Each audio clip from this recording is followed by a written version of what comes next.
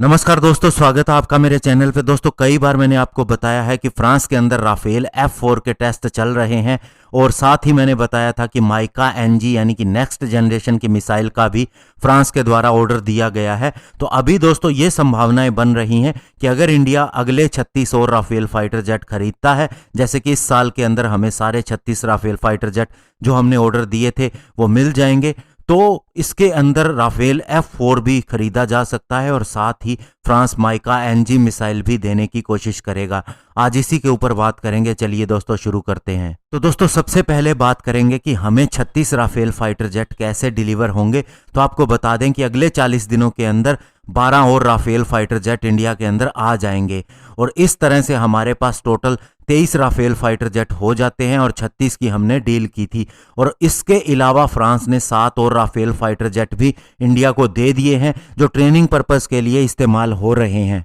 जिससे हमारे पास total Rafale fighter jet 30 हो जाते हैं और बचे हुए 6 राफेल फाइटर जेट भी इसी साल के अंत तक हमें डिलीवर कर दिए जाएंगे और हमारे पास 2 स्क्वाड्रन पूरी हो जाएंगी राफेल फाइटर जेट की। और दोस्तों अगले महीने ही हमारे Indian air force chief air marshal RKS Bhadauria भी फ्रांस का दौरा करने वाले हैं लगभग अप्रैल 20 से 22 के बीच में, और वहां उन्हें F4 स्टैंडर्ड जो राफेल फाइटर जेट का है, जो अभी अंडर डेवलपमेंट है, इसके अंदर बहुत सी इंप्रूवमेंट की गई हैं, बहुत सी ज़्यादा कैपेबिलिटी दी गई हैं, इसके बारे में भी ब्रीफ किया जा सकता है। और जहां तक F4 स्टैंडर्ड के राफेल के अंदर इंप्रूवमेंट की बात है तो इसके अंदर काफ़ी ज़्यादा कैपेबिलिटी तो दी गई हैं। अगर हम मुख्य की बात करें तो इसमें रडार सेंसर का अपग्रेड किया गया है और इसके फ्रंट सेक्टर के ऑप्ट्रॉनिक्स के अंदर इंप्रूवमेंट की गई है, हेलमेट माउंटेड डिस्प्ले की कैपेबिलिटीज़ दी गई है, नए वेपन इंटीग्रेट किए गए हैं जैसे कि MICA next generation air to air missile और 1000 किलोग्राम के air to ground modular weapon भी दिए गए हैं। इसके अलावा F4 फाइटर जेट के अंदर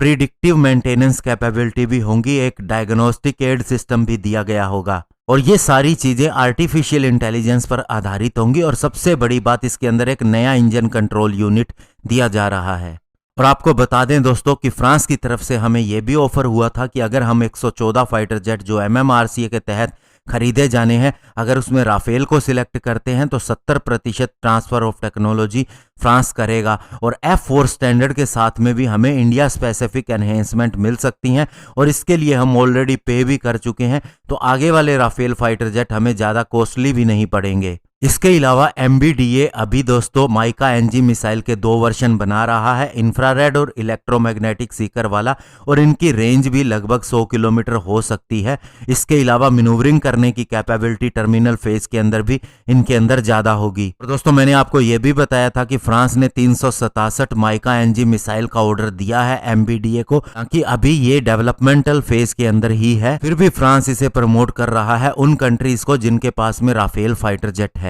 और दोस्तों सबसे बड़ी बात यह है कि 100 किलोमीटर रेंज माइका मिसाइल की होना बहुत ही बड़ी बात है, क्योंकि दोस्तों इससे सीधा सीधा चाइना को और पाकिस्तान को टैकल किया जा सकता है। माइका मिसाइल से पाकिस्तान पहले ही डरता था, लेकिन अब इसका अपग्रेडेड वर्जन आने के बाद और इसकी रेंज बढ़ने के बाद हमारी पावर और भी बढ़ जाएगी और 36 और राफेल फाइटर जेट वो भी F4 स्टैंडर्ड वाले लेने से इंडिया की पावर और ज़्यादा बढ़ जाएगी। ऐसे में देखना होगा इंडिया किसे सिलेक्ट करता है। धन्यवाद, जय हिंद।